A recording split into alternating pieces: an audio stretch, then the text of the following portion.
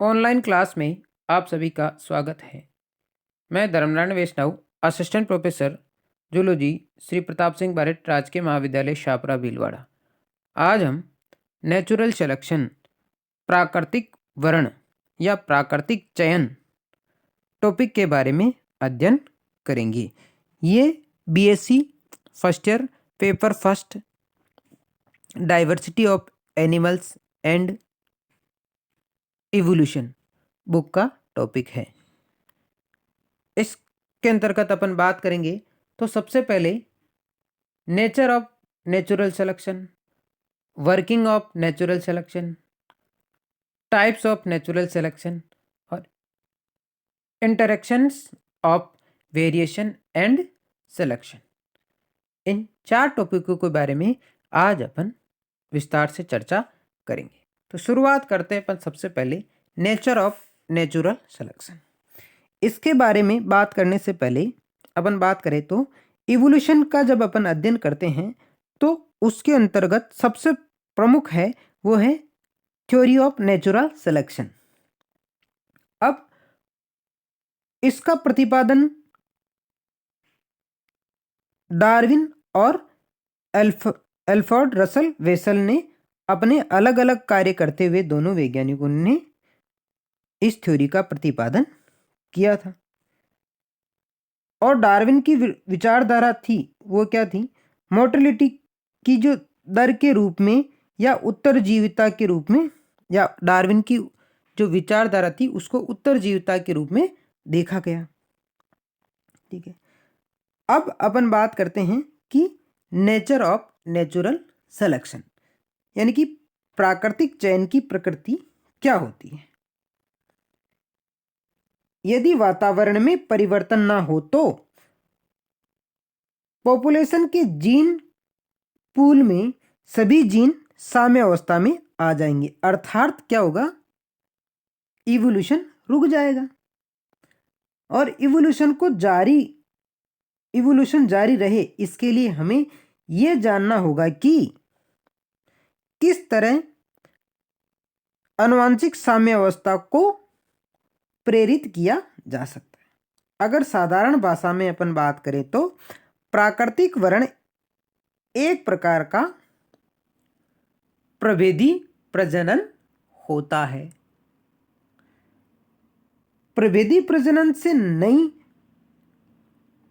अब प्रभेदी प्रजनन का मतलब होता है डिफरेंशियल रिप्रोडक्शन। प्रभेदी प्रजनन से नई उत्पन्न होने वाली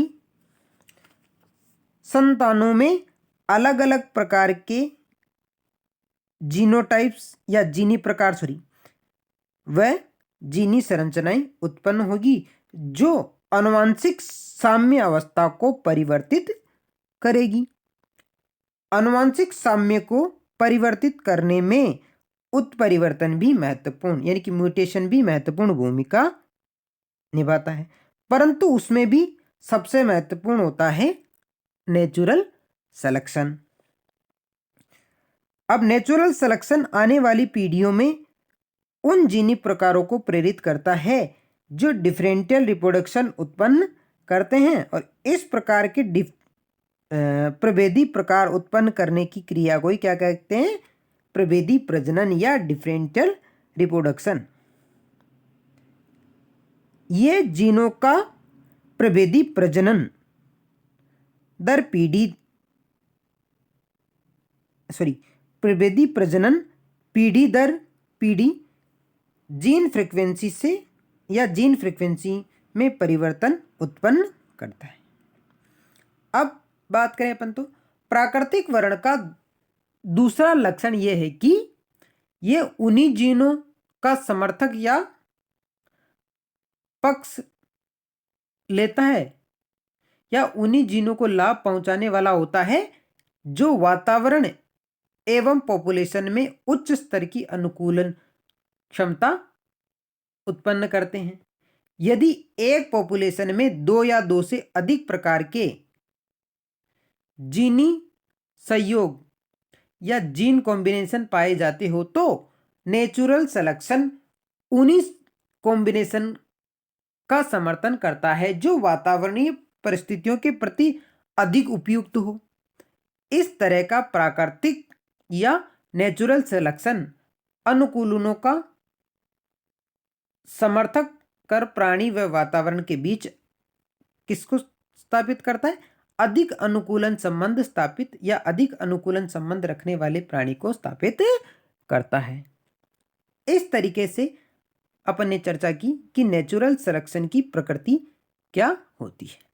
अब आगे अपन बात करेंगे कि ये कार्य कैसे करता है या इसकी कार्य प्रणाली क्या है। Working of natural selection.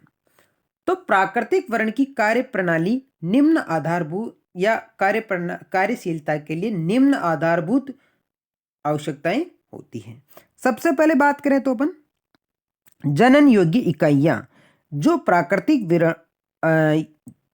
वर्ण या नेचुरल सिलेक्शन की प्रारंभिक यूनिट मानी जाती है। एक पॉपुलेशन में पाए जाने वाले कुल जनन योग्य प्राणी नेचुरल सिलेक्शन की एक इकाई होते हैं। जिन पर सिलेक्शन क्रियाशील होता है, इस तरह पॉपुलेशन का कुल जीन पूल सिलेक्शन की क्रियाशीलता के लिए उपलब्ध होता है। जिन या इस जीन पूल में से वे ही जीन या वे ही जीनी प्रकार अधिक सक्रिय रूप से विकसित होते हैं जो वातावरण के प्रति अधिक उपयुक्त होते हैं या अनुकूलित होते हैं। इस प्रकार अधिक उपयुक्त जीनोटाइप के धारक प्राणी कम उपयुक्त जीनोटाइप के धारक प्राणियों की तुलना में अधिक विकसित होते हैं तथा अधिक उपयुक्त जीनोटाइप वाले प्राणियों की संख्या वातावरण में बढ़ जाती है और कम उपयुक्त प्राणियों की संख्या घट जाती है। दूसरा आता है आनुवंशिक विभिन्नताओं की उत्पत्ति। सेकंड आती है आनुवंशिक विभिन्नताओं की उत्पत्ति। नेचुरल सिलेक्शन उन आनुवंशिक विभिन्नताओं का समर्थक होता है जो उपयुक्त प्रकार के जीनोटाइप उत्पन्न करते हैं। हर बार उत्पन्न होने वाले आनुवंशिक विभिन्नताएं एक पॉपुलेशन के जीन पूल में एकत्रित हो जाती है तथा धीरे धीरे ये विभिन्नताएं इतनी अधिक हो जाती है कि ये उस पॉपुलेशन को अपनी सहयोगी पॉपुलेशन से पृथक कर देती है। नेचुरल सिलेक्शन के प्रभावी होने के लिए यह आवश्यक है कि एक ही प्रकार के वातावरण में भिन्न भिन्न प्रकार के जीनोटाइप के प्राणी उपस्थित हो ताकि भिन्न भिन्न प्रकार के जीनोटाइप में तुलनात्मक रूप से यह तय किया जा सके कि कौन सा जीनोटाइप उस वातावरण के लिए अधिक उपयुक्त या सर्वाधिक उपयुक्त है। ठीक है। आखिरी आता है एक ही प्रकार के वातावरण से अधिक प्रकार की जनन योग्य इकाई जिसके बारे में अपन बात कर रहे हैं। अधिक उपयुक्त जीनोटाइप वाले प्राणियों की संख्या पॉपुलेशन में निरंतर बढ़ती जाएगी। इस तरह नेचुरल सिलेक्शन की कार्यप्रणाली का तुलनात्मक अध्ययन किया जा सकता है। तो तीन तरीके से अपन शॉर्ट में अपन बात करें तो नेचुरल सिलेक्शन की कार्यप्रणाली का अध्ययन कर सकते हैं। तो सबसे पहले जनन योग्य इकाइयां, फिर आनुवंशिक विभिन्नताओं की उत्पत्ति और अंत में एक ही प्रकार के वातावरण में एक से अधिक प्रकार की जनन योग्य इकाइयों की उपस्थिति। ठीक है। अब नेक्स्ट अपन बात करते हैं जो बहुत ही इंपॉर्टेंट है कि टाइप्स ऑफ नेचुरल सिलेक्शन। तो इसके मुख्य रूप से तीन प्रकार हैं। पहला स्टेबलाइजिंग सिलेक्शन, दूसरा डायरेक्शनल और तीसरा होता है डिस्प्यूटेड सिलेक्शन। तो सबसे पहले बात करते हैं अपन स्टेबलाइजिंग या नॉर्मल, इसी का दूसरा नाम है नॉर्मल सिलेक्शन, या जिसको हिंदी में बोलते हैं स्थिर या सामान्य चयन या वरण। अब पहली बात, selection following intermediate trades value, इसको अपन हिंदी में भी समझेंगे। The average trade value stay the same, यानी कि एवरेज जो ट्रेड वैल्यू है वो सेम स्थिर बनी रहती है। Genetic diversity is reduce at the relevant loci. और इसके एग्जांपल्स की बात करें तो selection for an optimal number of fingers, ठीक है, और selection for optimal body size, और तीसरा है selection for optimal numbers of offspring. तो सब इसको अपन अगर हिंदी में समझना चाहिए तो स्थिर या सामान्य वर्ण तभी सक्रिय रूप से कार्य करता है जब वातावरण में लंबे समय तक कोई परिवर्तन ना हो, और यदि परिवर्तन हो तो केवल थोड़े समय के लिए हो। ऐसी परिस्थिति में जो सिलेक्शन उन्हीं प्राणियों का समर्थन करता है जो सामान्य रूप से अनुकूलित होते हैं एवं आनुवंशिक साम्यावस्था को बनाए रखते हैं। Average trade value stays the same और genetic diversity is reduce at relevant loci. और इसका जो ग्राफ होता है, फ्रीक्वेंसी होती है, वो आपको दिख रही होगी। ऑप्टिमम रेंज क्या, मिड में होती, मीन, ठीक है। अब इसके एग्जाम्पल अपन ने बात करी, 3 एग्जाम्पल मैंने बताए। Selection for any optimal number of finger, selection for optimal body size और selection for optimal numbers of offspring. इसको इस तरीके से और अपन बात कर लेते हैं। सामान्य वर्ण का मुख्य लक्षण यह है कि वातावरण में लंबे समय तक कोई परिवर्तन नहीं होना चाहिए, परंतु सभी लक्षणों में वातावरण अपरिवर्तनीय रहे,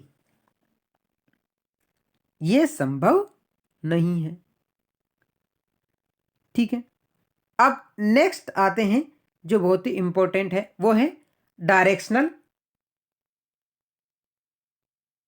नेक्स्ट बात करते हैं अपन directional selection occurs when extreme phenotype is forwarded and the distribution curve shift in that direction।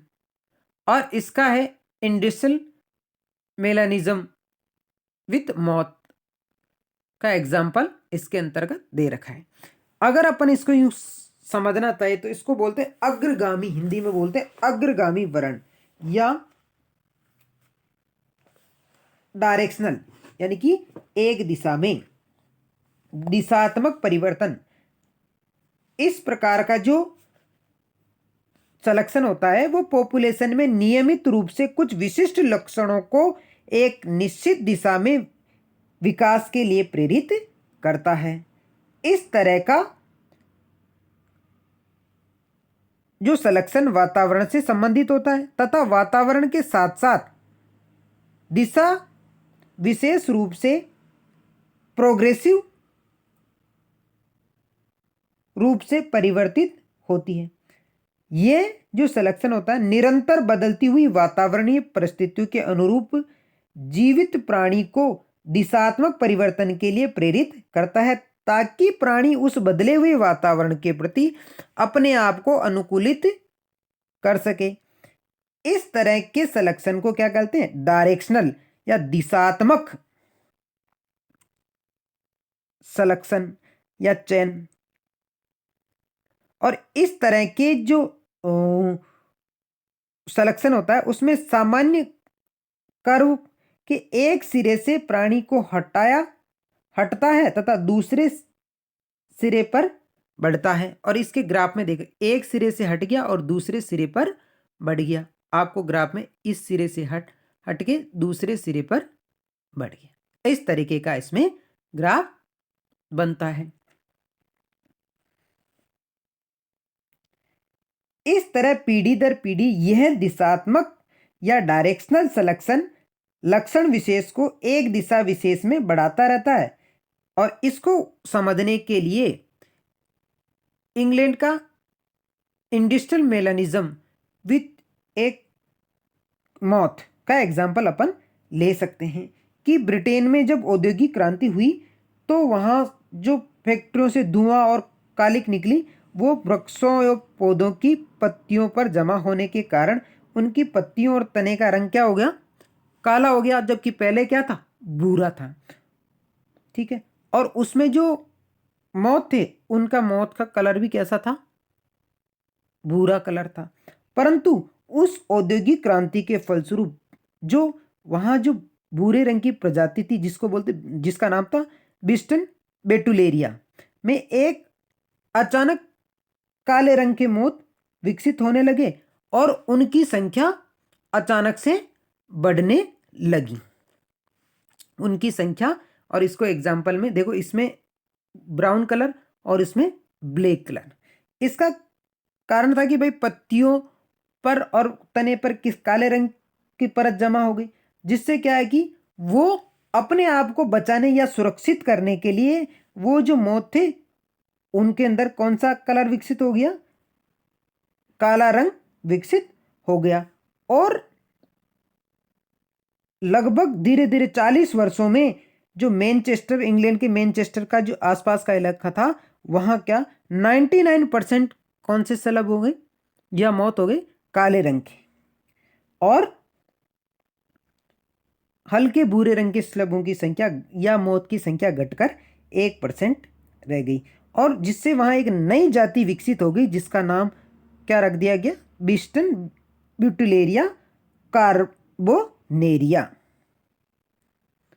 इस तरीके का सिलेक्शन कहलाता है डायरेक्शनल सिलेक्शन, यानी कि एक दिशा से हटकर दूसरी दिशा में जीवों का जो वातावरणीय परिवर्तन हुआ उसकी वजह से दूसरी दिशा में पूरा परिवर्तन हो गया। नेक्स्ट अगला आता है, वो है डिस्ट्रीब्यूटिव सिलेक्शन, जिसको बोलते हैं छितरित चयन। उसके बारे में अपन बात कर लेते हैं।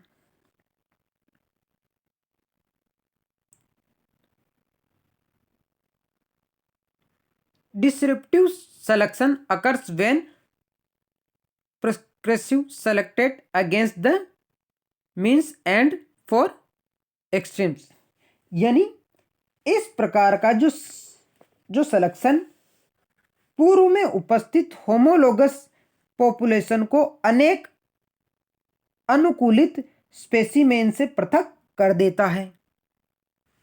पूर्व जैसे इसका ग्राफ पूर्व में ये था और उसको पृथक कर दिया। ये पॉपुलेशन में विशेष प्रकार के फिनोटाइप्स या आकार के लक्षणों को पॉपुलेशन के माध्यम से दूसरे से एक पॉपुलेशन से दूसरे पॉपुलेशन को हटाता है। इस तरह का जो सिलेक्शन तब सक्रिय होता है जब पॉपुलेशन पूर्व में होमोलोगस वातावरण के लिए अनुकूलित होती है। ठीक है।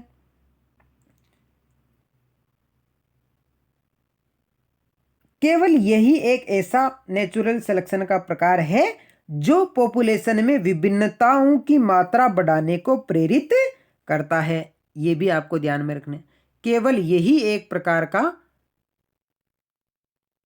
सिलेक्शन है डिसरप्टिव सिलेक्शन, जो क्या है, विभिन्नताओं की मात्रा को बढ़ाता है। डिसरप्टिव प्रकार के सिलेक्शन के परिणाम स्वरूप युवा अवस्था के प्राणियों में पाए जाने वाले एक स्वरूपी लक्षण अडल्ट में द्वि या त्रिसमरूपी लक्षणों में बदल जाते हैं।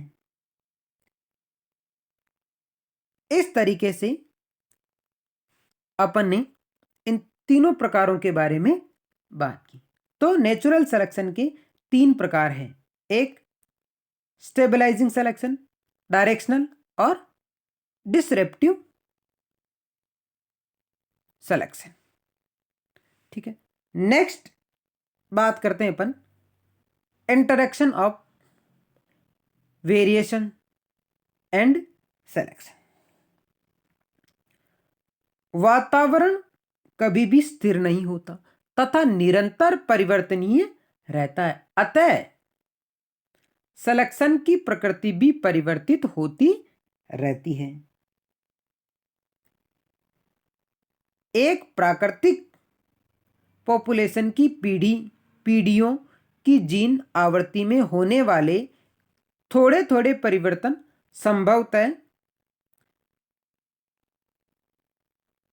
सिलेक्शन प्रेशर से या प्रेशर में परिवर्तन के कारण उत्पन्न होते हैं। समस्या पॉपुलेशन आनुवंशिकी को मद्देनजर रखते हुए लंबी अवधि के सिलेक्शन का प्रभाव ज्ञात किया जा सकता है, क्योंकि यह एकल जीन के विभेदात्मक प्रजनन को प्रभावित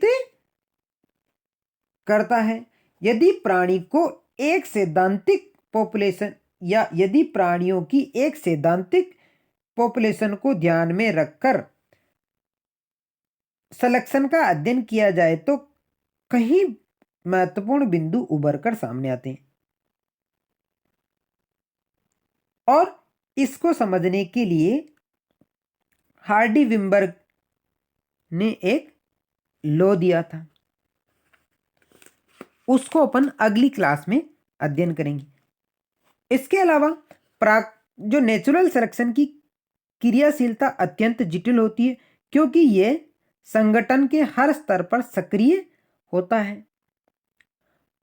नेचुरल सिलेक्शन अधिकतम अनुकूलित प्राणियों का ही क्या करता है, सिलेक्शन करता है, और नेचुरल सिलेक्शन की क्रियाशीलता के स्तर निम्न प्रकार के हो सकते हैं। एक होता है अंतराण्विक, एक अंतर्जीनी, एक अंतर गुणसूत्रीय, और एक होता है अंतरयुग्मी, और एक होता है अंतर प्राणी, अंतर प्रजातीय, अंतरजातीय तथा अंतर समुदाय स्तर तक आपस में पारस्परिक क्रिया द्वारा नेचुरल सिलेक्शन हो सकता है। डार्विन तथा अनेक दूसरे जो वैज्ञानिकों के अनुसार जो नेचुरल सिलेक्शन इवोल्यूशन में महत्वपूर्ण भूमिका निभाता है, और इन्होंने ऐसे कई उदाहरण प्रस्तुत किए। तो आज अपन ने जिन टॉपिकों के बारे में चर्चा की उनमें नेचर ऑफ नेचुरल सिलेक्शन, फिर working of natural selection, types of natural selection, और अंत में अपन ने बात करी interaction of variation and selection. अब इसको अपन विस्तार से अगले क्लास में पढ़ेंगे, जिसमें अपन हार्डी विम्बर्ग लॉ के बारे में चर्चा करेंगे। ठीक है, आशा करते हैं ये टॉपिक आपको समझ आया होगा। नेक्स्ट क्लास में अपन हार्डी विम्बर्ग लॉ के बारे में चर्चा करेंगे। धन्यवाद।